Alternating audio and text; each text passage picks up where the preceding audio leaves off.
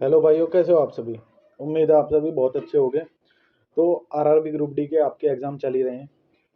आपके मैथ के chapter wise analysis को लेकर मैं आ गया हूँ। मैथ के मतलब इसे ये जो मैं क्वेश्चन लाया हूँ, इनमें बस ये समझ लो डिजिट चेंज है, बाकी ये सारे क्वेश्चन वो हैं जिस टाइप के पेपर में पूछे जा रहे हैं। मैंने कोई भी क्वेश्चन अपनी तरफ से नहीं बनाया है।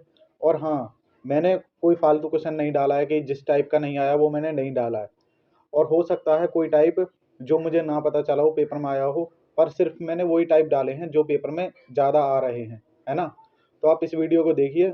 इस वीडियो को देखने के बाद जिनका भी आगे एग्जाम है उनको ज़रूर फायदा होगा, क्योंकि जो सांख्यिकी के जो क्वेश्चन है ना, जो स्टेटिक्स के क्वेश्चन है, वो ज़्यादातर इसी पैटर्न पर आ रहे हैं। तो 5-6 क्वेश्चन है, ज़्यादा नहीं है, सारे मैं आपके लिए लेकर आया हूँ। ठीक है ना, चलिए शुरू करते हैं। तो देखिए ये जो क्वेश्चन है ना, और यहाँ पर जिस क्वेश्चन के आगे ऐसा लगा हो ना, वो समझ लेना कि वो क्वेश्चन ज्यादा बार आ रहे हैं, है ना। तो निम्न आंकड़ों का बहुलक ज्ञात कीजिए, find the mode of the following data. तो पहले तो आपको खुद अटेम्प्ट करना है, उसके बाद ही ये सॉल्यूशन देखना और अपना कमेंट में सबसे लास्ट में स्कोर भी बताना आपको कि आपसे कितना हुआ।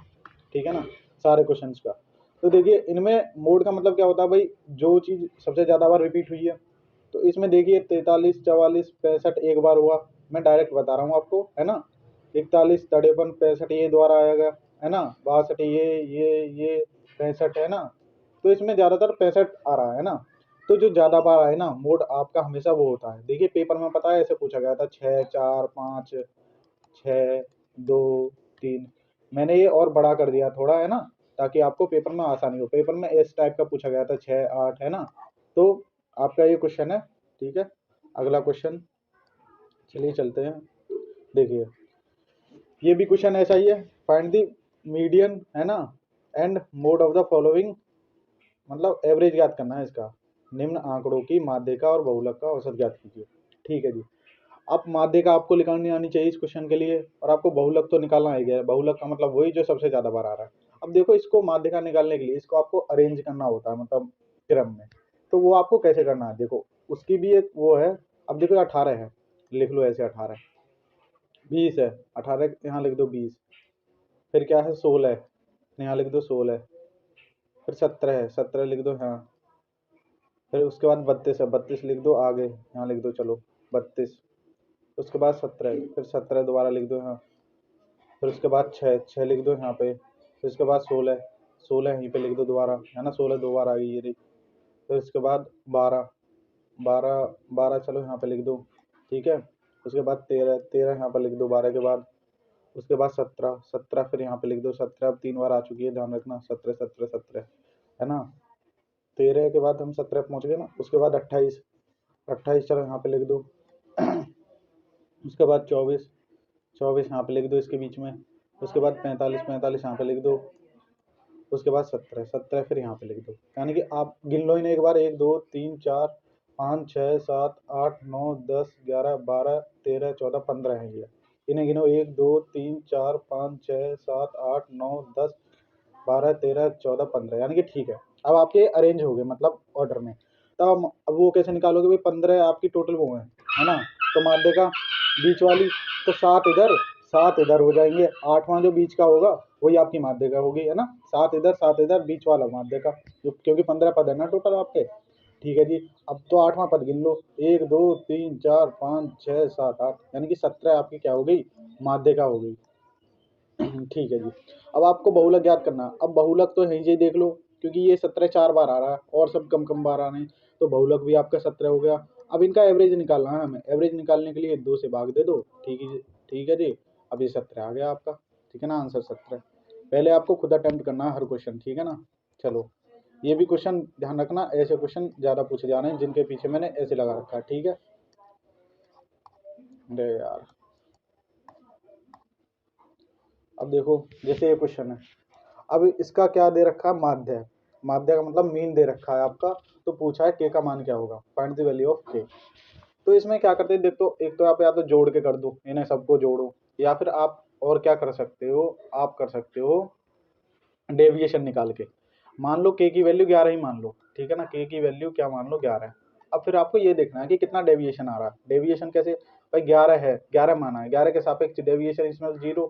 अब ये कितना 19 है, 11 से प्लस के 8 ज़्यादा है ना। अब ये 5 कितना है, 6 और 5 11, तो माइनस के 6 है ना भाई, माइनस के 6 तो कम है, और ये माइनस का 1 कम है, इसमें कुछ है ही नहीं। ये 11 से प्लस 2 है, 11 से प्लस 1 है, 11 से माइनस 3 है, 11 से कितना, 11 और 4 15, और ये कितना है 11 और प्लस 3 14।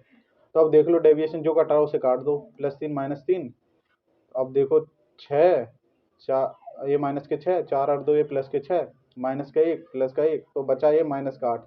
डेविएशन को क्या काम करते हैं हम, ऐसे जब भी अपोजिट चिन्ह कर दो उसका, है ना, यानी कि प्लस के 8 है तो माइनस के 8 करके इसे घटा दो 11 में से, 11 में से 3, 11 में से 8 गए, सॉरी 3 आपका आंसर हो जाए।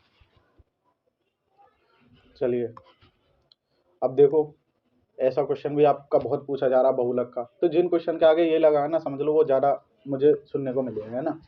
अब देखो इसमें कुछ नहीं है, इस क्वेश्चन में देखो भाई एक्स, ये कोई डाटा दे रखा है, इसकी फ्रीक्वेंसी दे रखी है, ठीक है।